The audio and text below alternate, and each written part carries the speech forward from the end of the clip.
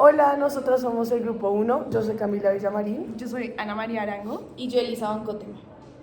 y entonces hoy les vamos a hablar sobre la conferencia de Abby Warburg que la hizo Ada Naval en el Círculo de Bellas Artes. Entonces quería saber ustedes qué opinaron de la conferencia. A mí me gustó, siento que nos introdujo mucho como a conceptos que no había escuchado antes y como palabras que nunca había usado. Entonces quería como saber cuál les quedó resonando más, como ustedes. A mí hubo una que pues se me vino a la cabeza porque en filosofía me acuerdo de hablar de pathos y pues como que esta era una palabra que era como pathos formel, algo así, puede que lo esté diciendo muy mal, pero me pareció muy interesante con todos estos ejemplos que ella daba y como que volvía a las imágenes del Renacimiento, que era algo que habíamos hablado mucho con Fabio, y como que analiza todo este pensamiento de Warburg, de cómo las imágenes cargan una memoria. Y bueno, este término no sé si lo entendí bien, pero era como que explicaba cómo esos como esquemas visuales tenían como, a medida que pasa el tiempo, transmiten ciertas como emociones y pasiones. Y como, sí, como esa duda que siempre hemos tenido de si la imagen es como en sí misma o si trae más cosas, creo que lo hablan mucho en la conferencia, y es como toda esa memoria colectiva o cultural. El inconsciente colectivo. Ajá, y como que eso me pareció muy interesante, como entender toda esa carga o pues la importancia que tiene una imagen. No, total, como que eso fue de las cosas que me quedó resonando más, como que de pronto el significado de la imagen no la trae la propia imagen, pero todo lo que carga y como que todo lo que representa, Sí. de pronto es lo que le encuentro como el significado de la imagen a través de eso.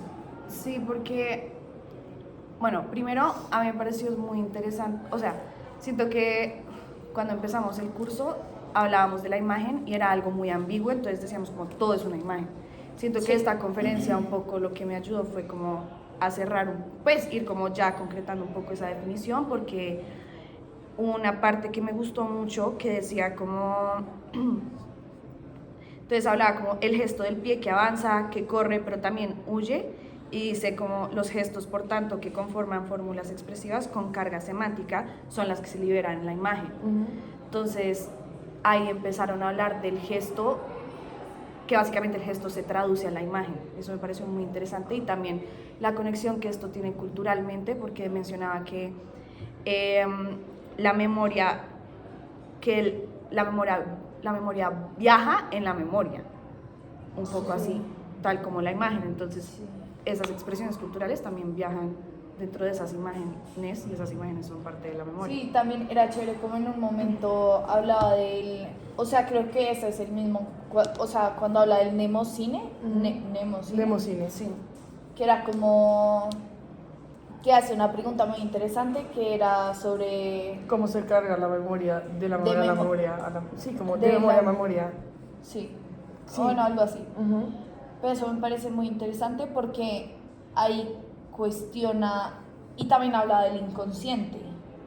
Entonces, el inconsciente y la memoria normalmente uno los entiende como que como opuestos, o más que como opuestos, pues uno entendería que el inconsciente como que precisamente uno no lo puede controlar.